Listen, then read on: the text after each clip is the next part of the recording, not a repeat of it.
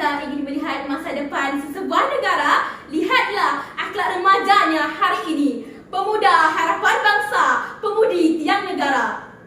Sekalung penghargaan buat tuan pengemudi acara, kombinasi juri berintegriti lagi saksama. Seterusnya, hadirin di laman maya, Assalamualaikum dan salam sejahtera buat semua.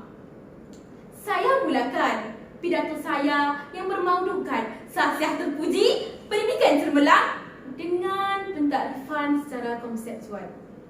Frasa Sahsiah Terpuji merujuk kepada keunggulan peribadi yang meliputi kehebatan dalam dua aspek, iaitu jasmani dan rohani yang akhirnya membentuk kecemerlangan dan kemantapan jati diri. Manakala frasa pendidikan cemerlang pula menurut Abdul Syukur Abdullah 1998 ialah pendidikan yang mencapai tahap terbaik, bermutu dan terunggul dalam semua bidang yang berkaitan akademik, sahsiah dan kokurikulum. Ijmalnya, saya ingin membawa anda semua pada hari ini untuk bersama-sama kita fahami akan kemampuan institusi pendidikan hari ini bersaing hebat atas keunggulan peribadi pelajar atas dasar Sahsiah Terpuji, Pendidikan Cemerlang. Warga hadirin sekalian, tirai pidato ini saya singkap dengan kata kunci, adab unggul barulah ilmu.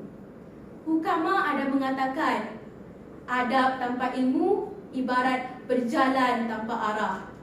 Ilmu tanpa adab ibarat pohon tanpa buah, dan beradab tanpa ilmu kesesatan yang paling nyata. Elemen adab ialah elemen utama yang seharusnya dipelajari dan diamalkan oleh setiap murid di sekolah. Orang yang berilmu belum tentu beradab, tetapi orang yang beradab sudah pasti berilmu. Ketua Pengarah Pendidikan Malaysia, Datuk Haji Fakhruddin Haji Ghazali, memperkenalkan konsep anak yang baik lagi cerdik. Melalui konsep ABC, bukan sekadar belajar di sekolah, murid-murid kini dididik untuk menjadi model insan yang berakhlak mulia, yang untuk menjadi pewaris negara pada masa hadapan. Ibu bapa kini dilihat sanggup menentukan wang ringgit yang banyak untuk melihat kecemerlangan anak-anak mereka dalam bidang akademik di sekolah, namun kurang memberi penekanan dalam pembentukan sahsiah yang baik di sekolah dan di rumah. Sikap ini akhirnya mampu membuat anak-anak pada masa kini hilang adab, runtuhnya sahsiah dan keruntuhan institusi pendidikan negara. Sejarah telah membuktikan remaja yang mempunyai adab unggul, jati diri yang utuh dan berfikiran positif mampu menjadi pemimpin yang hebat.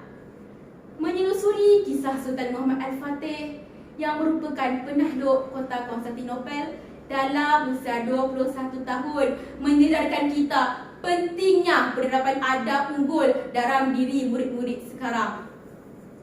Jelaslah, ilmu tanpa adab ibarat irama dan lagu, akan pincang jika dipisahkan. Yakin dan percayalah, adab yang unggul makin pendidikan yang cemerlang. Warga penonton penuh santun, meniti cetusan minda yang kedua dengan untaian kata sahsiah hebat, cerminan pendidikan negara. Sebelum meneruskan garapan yang kedua, ingin saya bawa anda semua realiti di negara kita pada hari ini.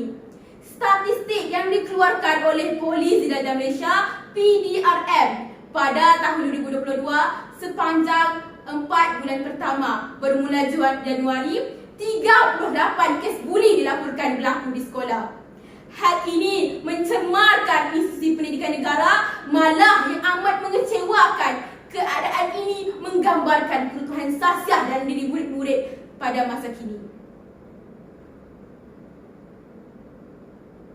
Mendari hal ini, kita harus mengambil langkah segera dalam memastikan kepentingan pembentukan sasiah dalam diri murid-murid di sekolah, kerana ini akan melahirkan pendidikan yang cemerlang. Tak tumbuh dak melata, tak subur saya tak kata. Hal ini seiring dengan kata-kata Profesor Dr. Yusof Al-Qaradawi, seorang sarjana dan seorang pemikir Islam tersohor, berkata, apabila kita hendak melihat wajah negara pada masa akan datang, lihatlah golongan mudanya pada hari ini. Sekiranya golongan muda pada hari ini daripada kalangan orang yang berakhlak dan berhemah tinggi, tentunya negara kita adalah sebuah negara yang makmur. Tetapi jika sebaliknya, bersedialah berhadapan dengan keburukan yang akan berlaku. Warga pendengar sekalian, cetusan ketiga dengan kata kunci remaja hebat, akhlak terpuji. Seorang pemikir dan penyair terkenal Mesir, Syekh Ahmad Syauqi, pernah bermadah, sesungguhnya sesuatu bangsa itu kuat dan hebat kerana akhlaknya. Jika rosak akhlaknya mereka, maka bangsa itu akan lenyap dan hilang. Dalam usaha membentuk institusi pendidikan yang cemerlang, murid-murid hari ini haruslah sedar, haruslah menjadi generasi yang hebat akhlak. Kita tidak mahu melahirkan generasi yang berilmu pengetahuan, yang menjawat jawatannya hebat, namun rendah akhlak dan buruk adabnya. Murid-murid yang menyedari kepentingan ini akan berusaha membentuk akhlak yang hebat selantaran sedar keutuhan akhlak mampu membentengi diri daripada segala kancah sosial yang melanda. Ingatlah, berfikir sebelum melakukan sesuatu ialah kebijaksanaan. Berfikir selepas berbuat sesuatu ialah kebodohan. Dan berbuat tanpa berfikir ialah 1001 kejahilan. Oleh itu, dalam memastikan remaja hari ini berakhlak mulia, langkah dari akar umbi perlulah diambil. Pihak sekolah haruslah menekankan penerapan nilai murni dalam diri setiap pelajar di sekolah. Nilai hormat menghormati, saling bantu-membantu dan ringan tulang harus menjadi amalan.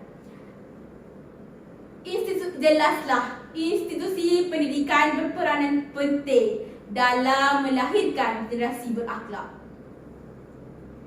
Warga pendengar sekalian, secara tuntasnya, Prakasa mewujudkan generasi bersasiah hebat yang terpuji bukanlah perkara yang mudah, tetapi menuntut kita satu generasi hari ini untuk bersama-sama untuk menzahirkan segala kekuatan dan kehebatan dalam diri. Akhlak unggul generasi kini penentu hala tuju pendidikan negara. Kehebatan sasiah mereka menggambarkan kecemerlangan institusi pendidikan negara. Jatuh bangunnya negara bergantung pada diri mereka. Akhlak yang baik dan jati diri yang utuh pasti bisa membentuk remaja yang hebat, seterusnya membentuk kejayaan demi kejayaan dalam bidang pendidikan. Maka hadirin, benarlah, sasiah terpuji, pendidikan cemerlang. Percayalah, apa divisi menjadi realiti. Sekian, Perwira Pertiwi, mohon permisi.